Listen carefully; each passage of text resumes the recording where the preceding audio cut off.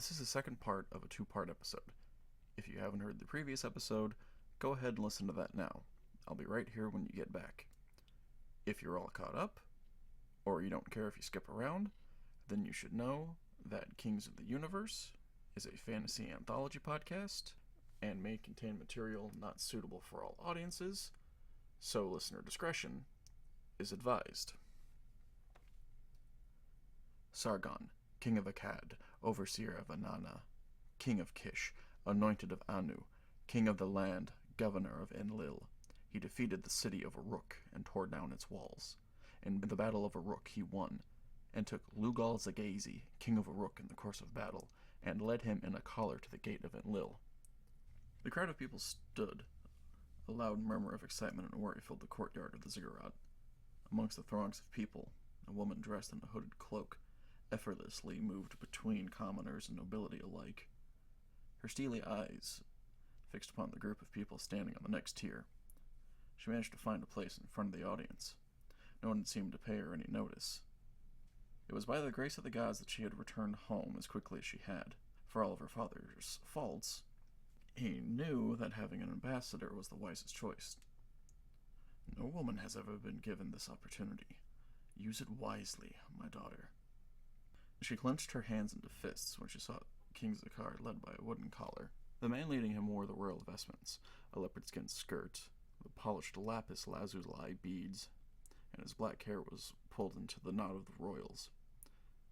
She knew someone parading around as a king when she saw one. This man, this horrible man who took her father's city and throne, was now showing him off like a prized goat. The murmurs of the crowd died down as Feralan raised his hand. The man you see beside me was the former king of the city, Zakar. Through my visions, the goddess Kalmira.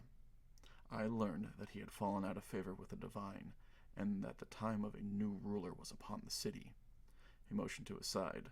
Another man moved Zakar forward. Unlike the days of our ancestors who would crucify or otherwise dispose of their noble captives, I am willing to give Zakar a choice. Pledge fealty to me and serve under me for the rest of his days, or he may have the mercy of a quick and honorable death. Feralan motioned to have the collar removed before producing a dagger and slicing the palm of his hand. The gods did not want to see royal blood shed. Join me in this blood oath, and we will make something that our descendants will look upon in wonder. A servant took the dagger and offered it to Zakar, who held it tightly in his hand.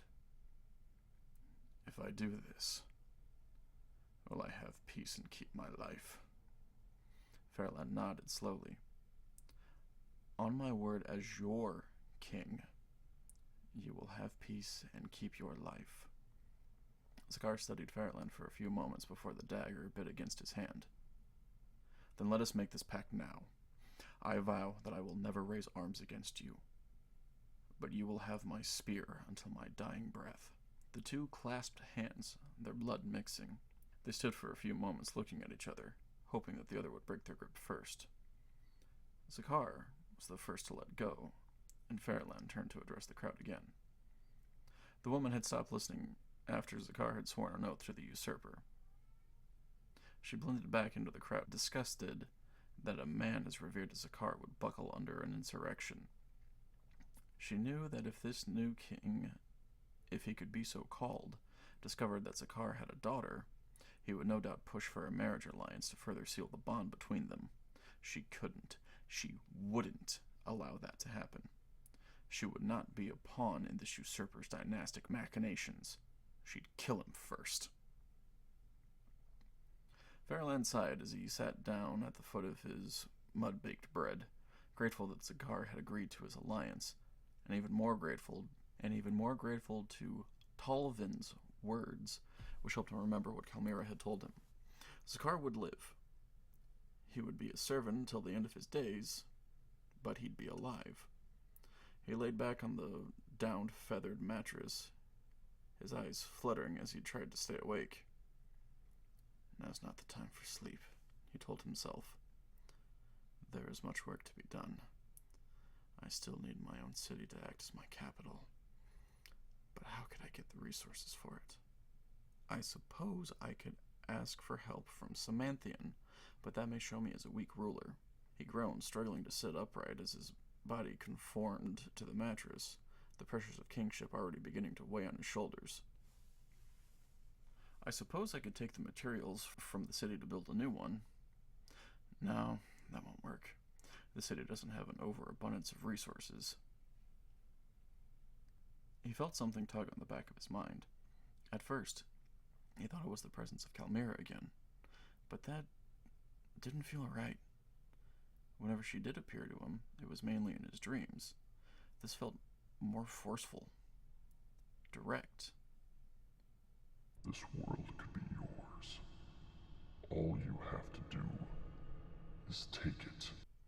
His eyes glazed white as visions flashed in his mind. An army, 5,000 strong, taking city after city. High walls crumbling and falling to the earth as their chariots raced across the battlefield, arrows flying freely from their archers. The vision shifted to a marvelous palace. Statues of all the gods lined in the antechamber, where a throne sat in the center. 2 guards standing on either side, both armed with what looked like bronze spears and wicker shields. A king sat slouched on his throne, his legs draped over one of the arms. He gasped to see himself seated. A braided beard had grown on his face, and a golden crown placed atop his head. The vision moved closer, and it was then that Feralan saw his future self. His eyes were wild and baggy, and he looked half mad, half paranoid. The stench of spoiled beer assaulted his nose. You will rule everything under the horizon, and you will be my greatest devotee. Countless you have slain in my name, and even more you have given to me in sacrifice.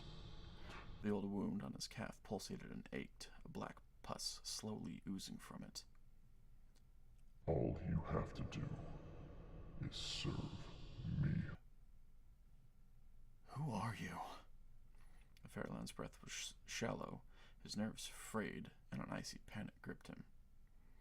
I am called Zuma. I have lived beneath your world since the moment of its creation. The elders of your gods banished me here, but I am nothing if not loyal to those who serve me. Abandon your gods, these children, and serve me. In exchange, you will have a kingdom that will last for millennia. Feralan stood, frozen, as he looked at his alternate self. He watched the wild-eyed man fidget. Could I rule everything for an eternity? He pursed his lips and hoarsely asked, What would you ask for sacrifice? A thunderous laughter echoed across his mind, so loud that he thought his skull would crack. Blood. Velena stalked through the corridors of her father's former palace, careful to avoid any guards that the usurper had patrolling the grounds. She was nearly caught, but thanks to her cunning, she was able to convince them that she was a priestess of Kalmira. Thankfully, the guards were God-fearing men, and followed the unspoken rule of not barring a holy person from unfettered access to the palace grounds. She told them that she had important business to discuss with the newly crowned king, and they quickly stood aside. She didn't quite lie to them, but she didn't give them the whole truth either. She did have business with this Feralan, but if she had her way, the business would be over swiftly. Her hand brushed against the handle of the dagger she had pressed on her thigh. I'll make it quick and painless, she thought as she moved down the familiar corridors. Her steps were silent as she reached what was once her father's chambers. Peering over the threshold, she took the dagger out, her breath catching when she saw the man in a trance. The man was muttering to himself, with tears rolling down his cheeks.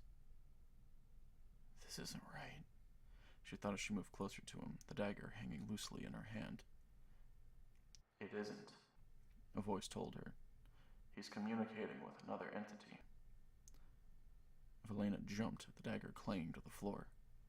Who's there? She demanded, scanning the room for any shadows out of place and the quieted breathing of another person. The murmurs of Feralan were the only sound in the room besides her own breathing. You should know who I am, the voice responded with only a hint of indignation. You did pass yourself off as one of my priestesses. Velena covered her mouth, cutting off a gasp as fear gripped her. That's right. I am Calmira, goddess of love, war, and sex. You are planning on killing my chosen champion, thinking that he had unjustly overthrown your father. I can assure you that Feralan was acting on my orders. His mother was my former high priestess, and she thought herself unfit to raise the boy that was conceived in my temple. She placed him in a basket and put him down the river. Enraged, I took her life and made it my mission to protect him for the rest of his. I will not abide by anyone trying to harm or kill him. Valena stood frozen. The very man that she had come to hate immediately after seeing him had divine protection. So my father really did try to kill him twice? She asked slowly. She knew that her father could be cruel on occasion. Such cruelty was often justified away during the campaign season, when other kings refused to let go of slights or wanted to expand their territory. He did. He feared what Feralan could become, and when he gave in to that fear, he sealed his own fate. Valena looked at Feralan, still muttering to himself, the tears now freely streaming down his face. Something inside of her ached, but she didn't know what. She looked at him with sorrow. No one who had suffered so early in his life deserved to have his life filled with more pain. I want to help him, she found herself saying, looking for the voice. You are already on your way to help him. Make yourself known to him and make an offer of marriage. This will add legitimacy to his rule and keep your father safe. That was something she didn't want to hear. The very thing that she was dead set against happening was now the only viable option. Gods, of all things, why does marriage have to be an option? She could get through this. She was her father's daughter. She was one of the first trained by the high priests and priestesses in the art of scripture, well learned and versed in the arts of the scribe in negotiating peace treaties with neighboring cities. She was the one who helped make peace between her father and Samanthian. She was the one who was in talks with Alame for a pact of mutual defense. And now she was reduced to this. Nothing more than a common bargaining chip for dynastic security. I understand this is not what you wanted out of your life, but you must understand that this choice will decide the fate of this world. The being that Feralan is communing with is the thing that lives beneath the underworld, the devourer of worlds, the shadow, void. It will destroy this world and be free to roam the cosmos again if we do nothing. Feralan awoke from his trance, the world around him blurring back into existence. Whatever that thing was, it would surely spell misery for anyone who sided with it. If it demands blood, it will drown in its own. He thought bitterly before his attention was drawn to the woman standing before him. His eyes didn't see the dagger laying just a few feet from her. I'm sorry, did you have an audience with me? Confusion was plain on his face, but the woman nodded reluctantly. Yes, she said through gritted teeth.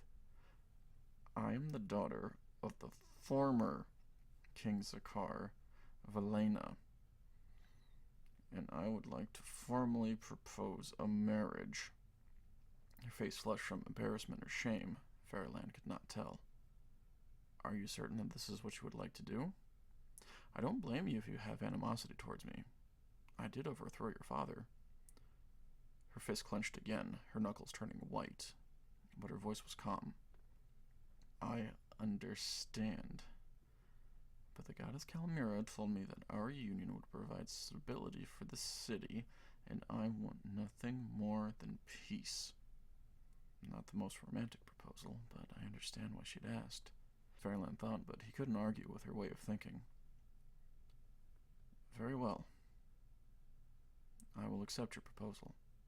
The summer heat beat down on the plains of Erwin. Samanthian took to his chariot, the war donkeys braying in anticipation.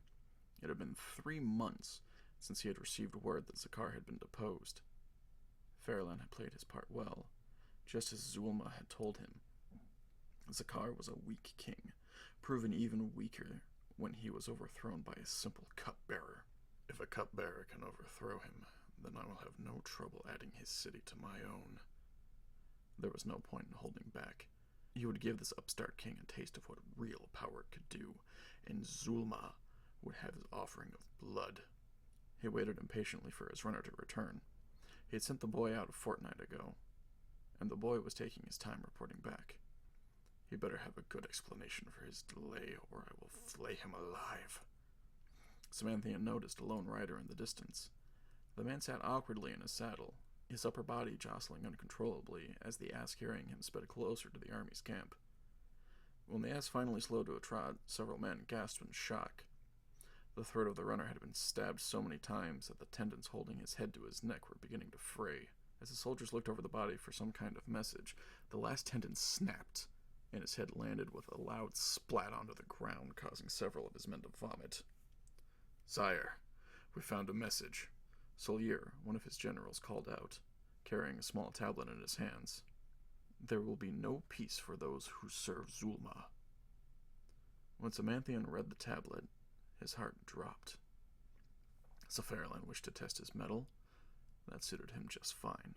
He was a disciple of Zulma, the king of not just Erewhon, but of Faizari, the dwarvish city of Noldarul, Yula, and Kalin. There was no chance an insignificant comer would be able to best him. Let this youngling come and try his forces against his. Zulma would feast well this day. The sound of a horn in the distance caught him off guard. "Who sounded that horn?" Samanthian yelled, looking among his generals, but none of them had put their horns down. If it wasn't one of my men, then who was it? His eyes scanned the plains, but he saw nothing. Where are they? The horn sounded again, closer this time. Whoever they are, they're getting closer. He tried to yell for ranks, but his words were drowned out by the third blast. The sky darkened for a brief instant before the arrows and rocks came crashing down. Several of his generals fell, pin-cushioned by the volley. Those who managed to avoid the worst of the arrows were crushed by the rocks that combined with the projectiles. Solier writhed on the ground, his calf pinned to the ground as rocks slammed against his back. Thunderous wheels brought a fleet of chariots into view, along with another volley of arrows. "Form up!"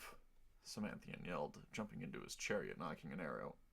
His chariot driver cracked the reins, leading the other 5 archers into the fray, his phalanx not far behind.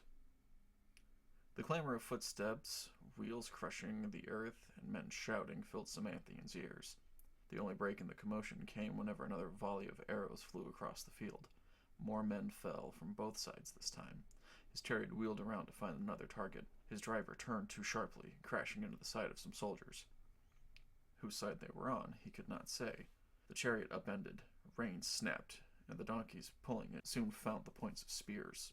Samanthian groaned as the world slowed around him. Most of his men fought as valiantly as they could, but the onslaught of arrows and spears proved to be too much. Little by little, his men either fell or fled.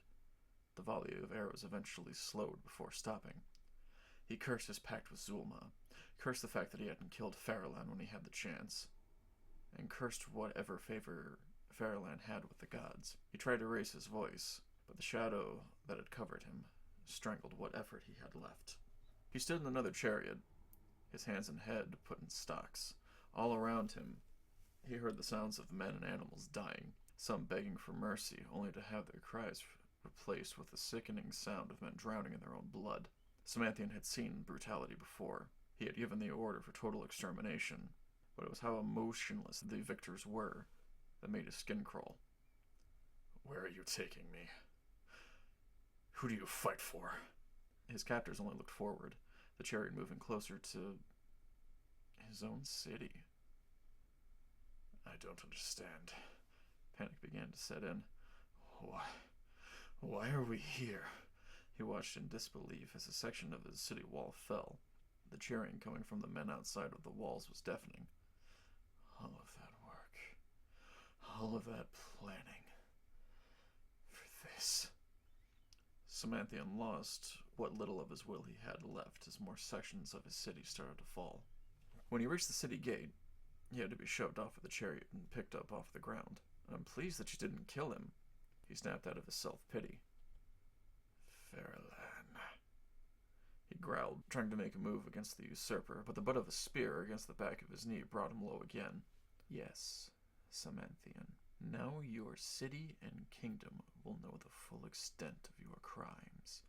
As I march you through the gate of Therasil, and let our people know that you have betrayed them as well as the gods above us.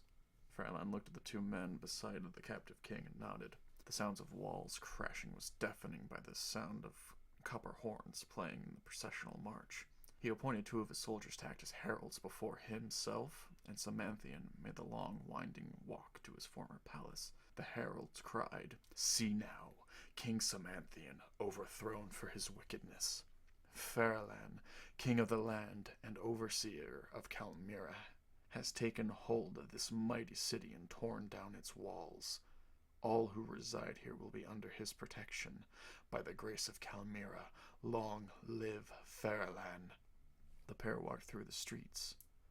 Feralan leaned over and whispered, "I know all about your dealings with Zulma. Kalmyra has told me everything about him." He gestured to the gathered crowd, who were both cheering and booing as the pair walked past. "This is your divine retribution. I have faithfully served the gods, and they have given me your kingdom as payment for my loyalty." Samanthian sneered and spat. You will have your own retribution, Feralan. You may have the gods' favor. You may think you have won. But one day, your kingdom will fall, and you shall be turned to ash. Well, that was certainly a long one, wasn't it? I wonder if and how Samanthian and Zulma will retaliate against Feralan and Kalmyra. But don't need to worry about that for too long. I will have some answers for you in the next episode. So expect that here in about 2 weeks. As always, Kings of the Universe was written, performed, and edited by me, Matthew Jordan. If you like the show and want to stay informed when I release a new episode, go ahead and subscribe, leave a review. If you have any questions about it or you enjoy the longer format of the show, always feel free to email me directly at kingsoftheuniversepod@gmail.com. Don't forget to check out the show's YouTube channel. You can find us at, of course, Kings of the Universe Pod. Spotify listeners will get access to the newer episodes first. YouTube will be released a few days later. I'm still trying to gauge on whether or not I want everything released at the same time, but that's a that's a solution for another day. As always, stay safe, and I will see you next time. Thank you for listening.